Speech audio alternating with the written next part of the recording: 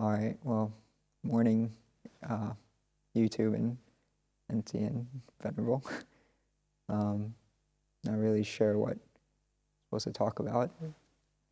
Sometimes you can try to think about what you want to say before you come up here, and you have an idea, and then last time you come up here, it doesn't work at all. And even like this morning, I'm normally the recording person, and we had planned out somebody else to take care of the recording while I'm giving the talk, and he didn't show up, so which is okay. We improvised and we worked with it, and we got another monk to do everything, and it's working out fine enough. And I feel it's a lot like life, because we got all these plans and hopes and worries about how it's supposed to work out, and then something small happens and then it throws everything off, or we're worried about all these other factors that can make it go wrong, and creates a lot of stress and anxiety. And I'm sure that a lot of you out there probably feel that as well with the coronavirus. You probably had your life going the way you're hoping for, and then a monkey wrench gets thrown, and all of a sudden everything starts to fall apart. And it is frustrating and it's scary, because it is your life. But what can you do about that? I mean, it's very hard to know where things are going to go, and even things that you think you're in control of, it's very hard to say what you can and cannot do. And it reminds me of, this whole thing reminds me of when I was in lay life. I used to go to improv classes, and not because I was interested in acting or anything, just because I saw a couple of shows and I thought it was really fun. And it looked like, just something I can learn a lot about. And if you don't know what improv is, it's acting without a script. Basically, actors get on stage and the audience gives them some suggestion, and they have to create a scene and make it look like there was a script that was actually there the whole time.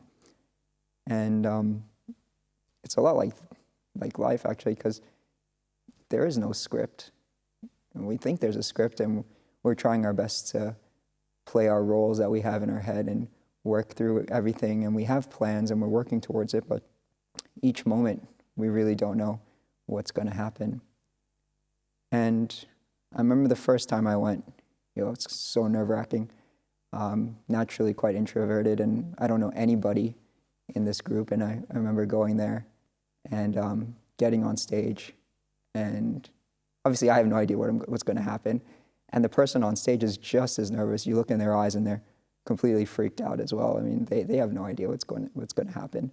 And then you're given a suggestion, and you work with it, and you give your most to this moment, and you're kind to the other person, and you work together, and somehow it works out. And there's all this fear and anxiety of, like, I have to be funny, or I had to be good at it, or what are people going to be thinking about me? And I remember it's so hard to actually perform and be here and have a good time, because it is actually really fun, just working in this moment and playing around.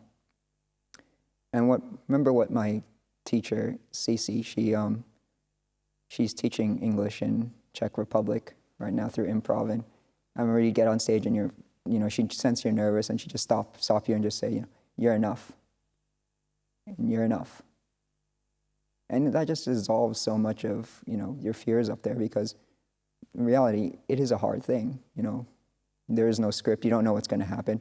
You're just kind of letting things kind of come out, and you're trusting yourself, the people around you, what's all the causes that are coming up, and you are enough. And what is it that makes you so nervous up there and worried about the future and how it's going to come out?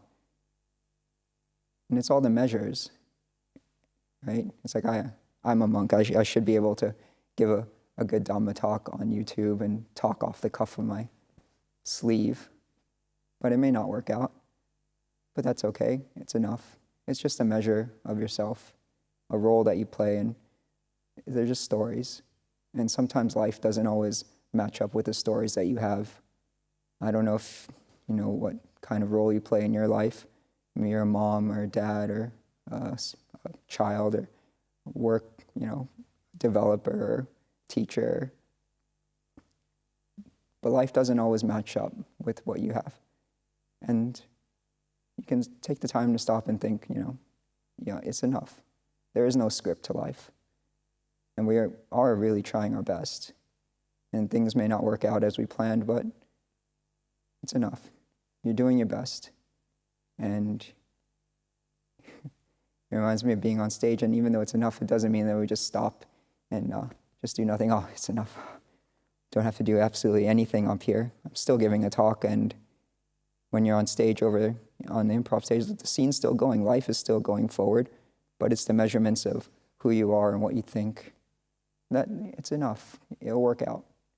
The scene works out, and then that's it. And it's such a relief to know that you don't have to constantly hold up to a standard. It is hard at first, and it takes some time to get used to that. But I think it's worth a try. And it's very similar to this Buddhist practice. We're here in this moment. We really don't know what's going on, but somehow the monastery runs, we give talks, people come and feed us. We're just giving and being as kind as we can in this moment and being here.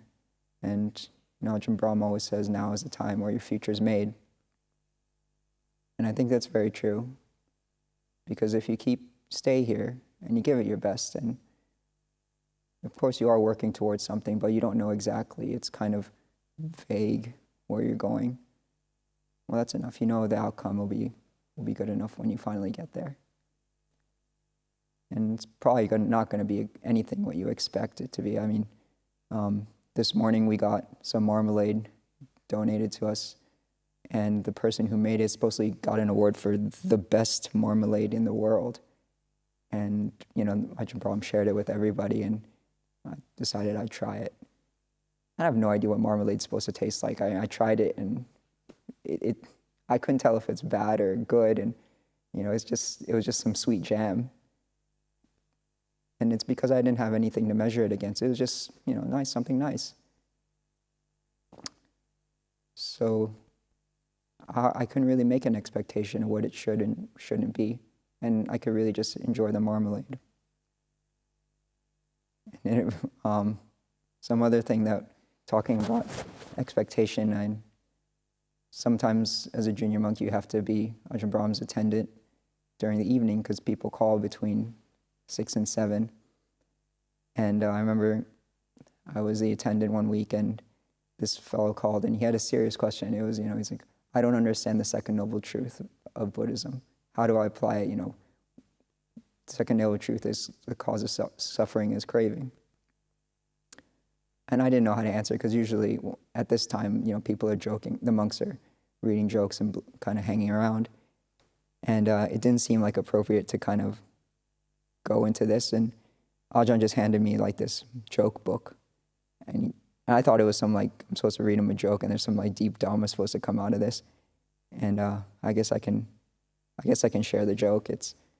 So this man, Phil, he has to go away from work for 4 weeks, and he's worried about the safety of his wife.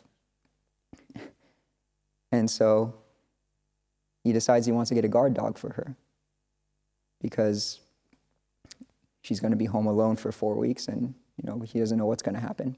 So he goes to the pet store and he looks for a dog. And he asks the store clerk, I want your best guard dog. And the clerk says, aha, I have just a dog for you. And he shows him to this little tiny Pekingese dog. And the man looks at this and he says, that thing couldn't even fight its way out of a paper bag. How in the world can that thing be a guard dog? He said, and the clerk said, but this dog was trained in a monastery. It knows Kung Fu. And Phil's in really disbelief.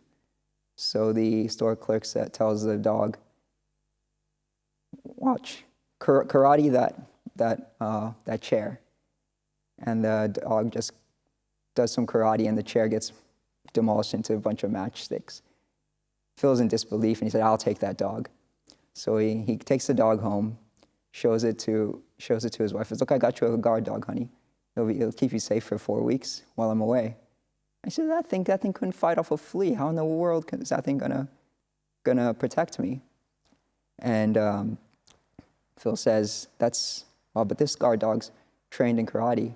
Is trained from a monastery. And Phil's wife says, "Karate? Karate my ass." And I remember telling to this guy, and he was really like disbelief that he didn't know what to say.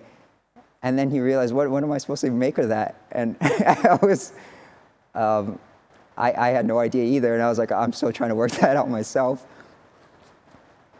And he got really upset with me because he was expecting some really profound answer or something useful he could use. And he really told me off about, I think laughing is a cheap way out.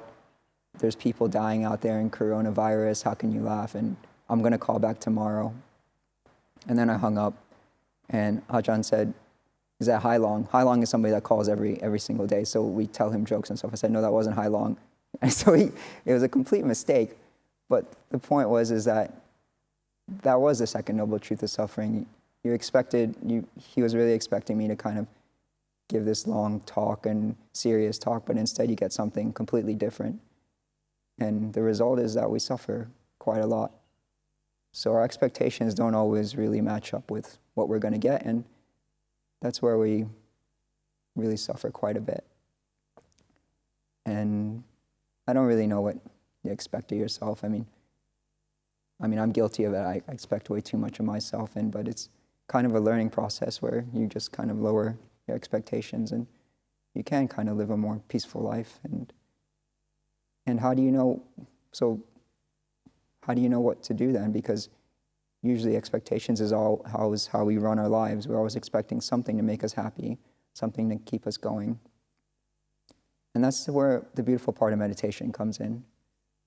Because during your meditation, you get in touch with your emotional world, and you can really feel something very different, a different kind of happiness that's a lot sweeter and a lot more fulfilling. I always compare it to people like, it's a difference if you're hungry and you're either given an option of eating a bag of sugar or a steak. The sugar tastes really good, but you're going to be hungry in about like 2 minutes. So you need more sugar, and it's just never ending. And after a while, you just get sick of it. But otherwise, you can try something like the steak or tofu or something if you're vegan, and at least you get some satisfaction for a while. And the meditation will give you the taste of that. And the beautiful part is when you get intimate with it, once you come back out of meditation and you're living your life, you can do things, you know what kindness is, and you know what being generous is, and being patient with people are, because they support that feeling that you got in meditation. And you know right away, because you go back to meditate, and it just, if you weren't doing the right thing, it just falls apart so easily. And at least you have some kind of compass now, some kind of compass to guide your life in a different way. And it relieves quite a lot of the anxiety and worries, because you're not running off of the same, the same kind of structure or pattern that expecting something, getting there, expecting something, and then when you can't get what you expect, anxiety, upset. But now you have something different, and you can just kind of enjoy here and let all that go. And your life does move in a different direction, and things happen. And it's not to worry, and it's not something you really have to strive for. A lot of times it takes a long time, and it still comes back to that you're enough. Wherever you are and what you're doing, it's enough.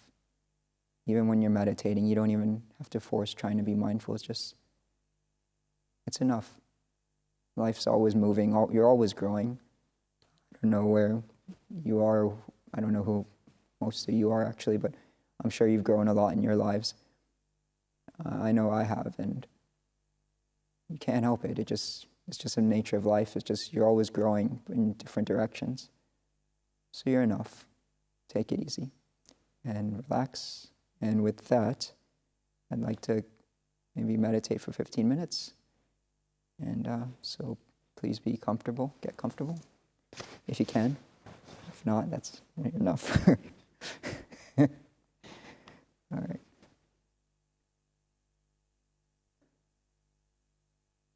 So we can start by just kind of just closing our eyes and feeling the vibe of the room and where we are. Nice gradual way to get into meditation.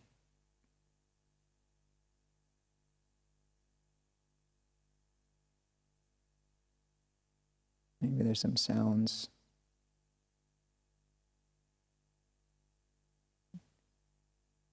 Sounds of the birds here, and even if there's nothing here, there's a sound of silence.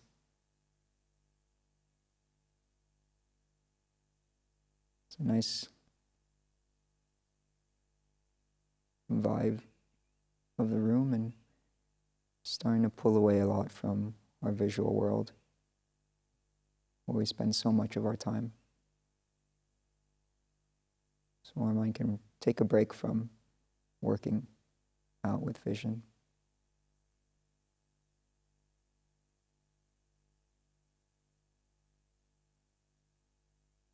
And if you need to move and fidget or do what you need to, now's the best time to do it. Usually takes a second to figure out you're not comfortable.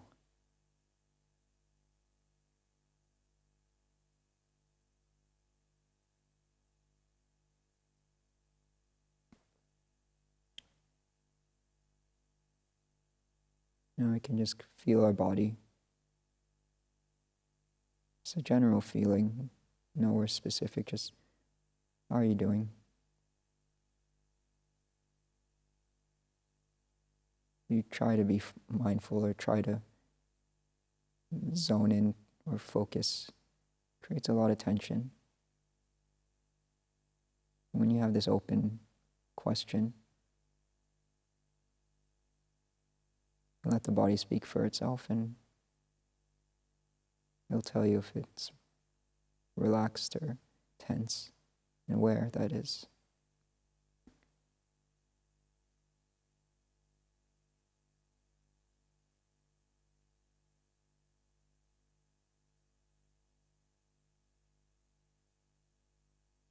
We can start with our legs and just in vague area and see how the legs are doing.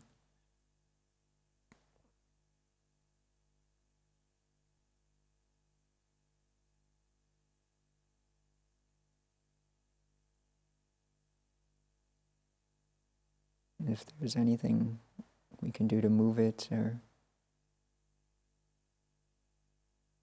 any tension you feel, you can always remind your legs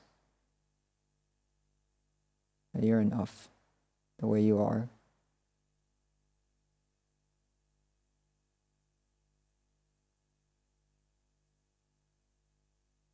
When you give it that freedom to be whatever it is, actually the tension, the sensation kind of softens.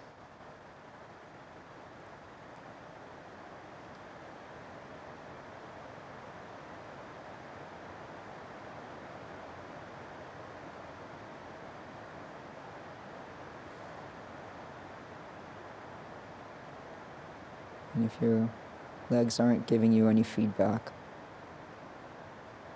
you can always reach out and touch your legs or leg. It's like making a phone call, just to check up on them. And they'll let you know how they're doing.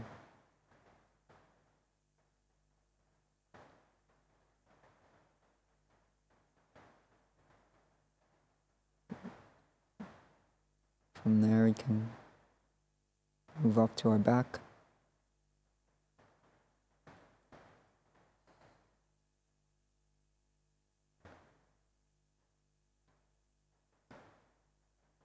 Usually it's always hard to get a perfect back. So if you can ask your back how it's doing. And it may want to slump or hunch. That's okay.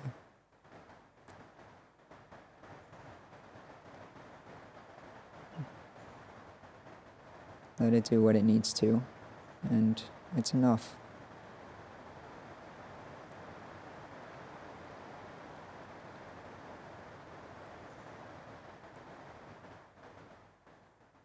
From our back, let's go up to our shoulders and the upper back where they connect.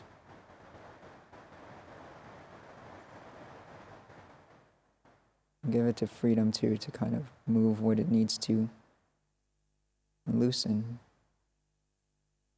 I'm not really demanding to be any way other than it is. And it's being kind. It will naturally relax.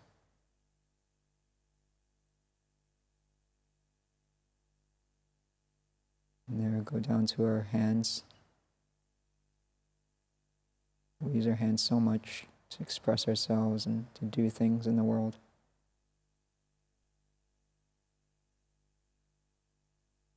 Take this time to see if we can make them comfortable and reassure them that they don't have to do anything.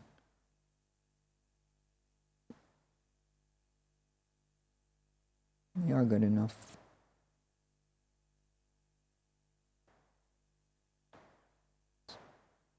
Let them tell you what position they need to be in, and if you need to move them, it's okay. Now's the time to do so.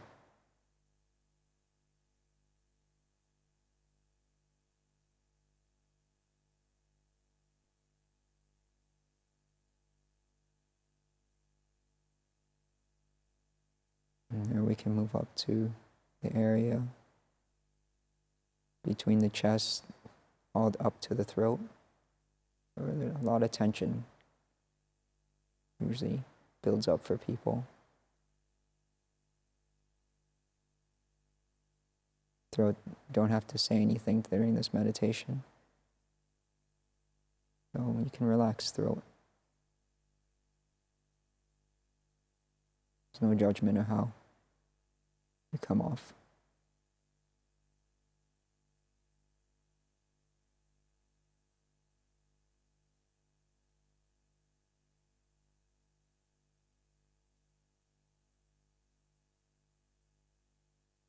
And there we can move to our face.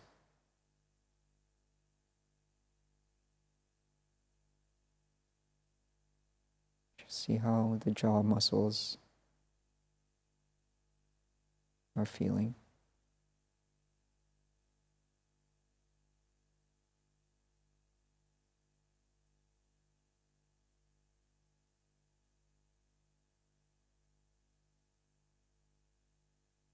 And around the eyes.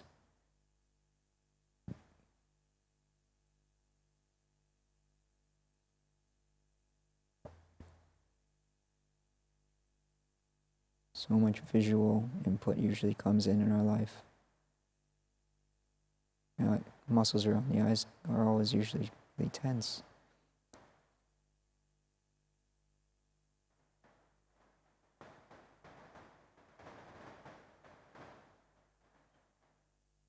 Let's see how the brain is doing. It's an imaginary feeling. You can't really feel how the brain is, but you can imagine that you feel this area behind your forehead. All the control and worry and planning. Just imagine it has the opportunity now to not fire off so much energy. Can take a rest. There's no demand.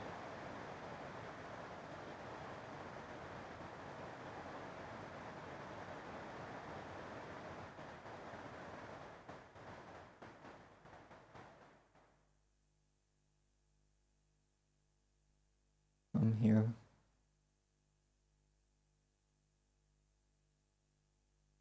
See how the body's feeling in general.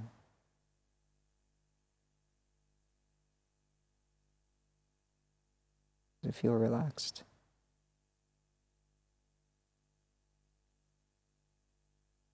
And if it does, feel how the pleasure in that relaxation.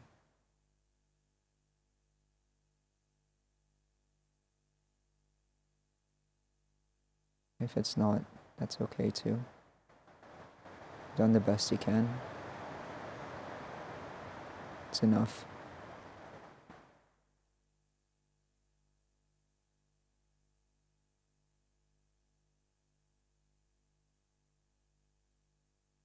Now we can do the same for our minds. All the movement and tension.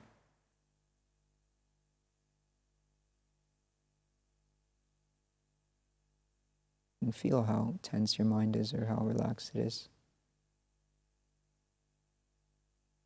All the roles you have to play in the past and who you've been. And all the roles that you'll have to play in the future. It's okay. You're enough right now in mind, and you don't even have to be mindful right now. Don't have to focus. There's no demand on you.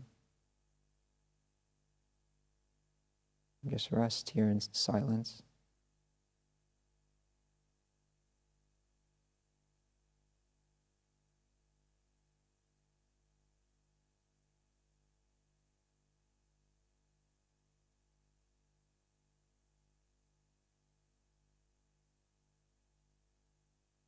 Note how peaceful it feels.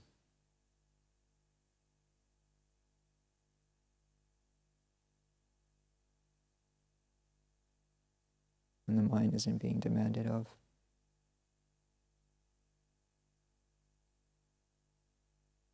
And you're letting it be.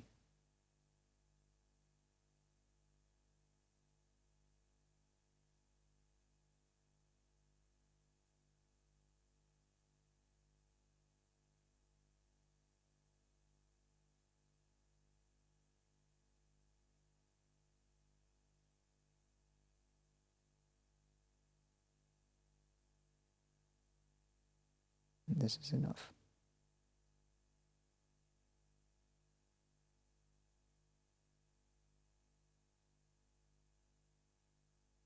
I'll start speaking again when we get closer to the end of the meditation.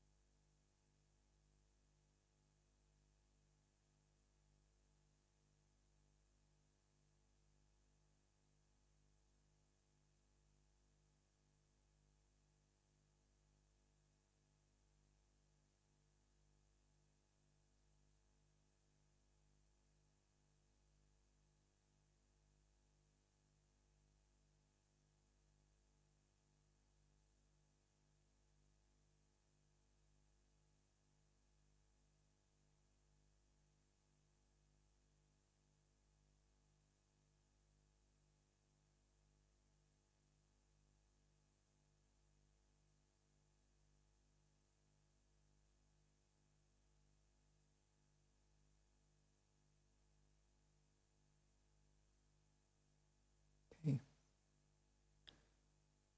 Ask how you feel. Ask your mind how it feels from this short meditation. How peaceful does it feel? And you can get in touch with that as your compass, as your guide. When you have to go back out to your life and play the roles that you have to play. When I ring the bell, you can open your eyes.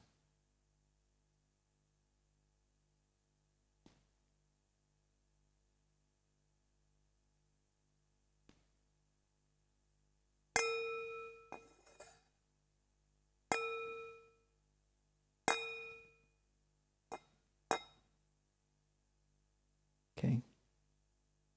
I actually came and tried to figure out how this bell works before the talk, and it didn't work out the same. So there you go. Life again doesn't work out the way you want. So I'll give you a short blessing for your happiness and health, and wishing you the best out there. Sabba roga vinimutto, sabba santapa vajito, sabba veramati kanto, Vimutto chatuang bhava, sabitiyo viva jantu sabba rogo, vinasatu mate bhavan vantarayo, sukhi digayuko bhava, Abhivadana silisanichang udapachayino chataro dhamma vadanti ayuvano sukhang balang. Okay. Take care. Bye-bye.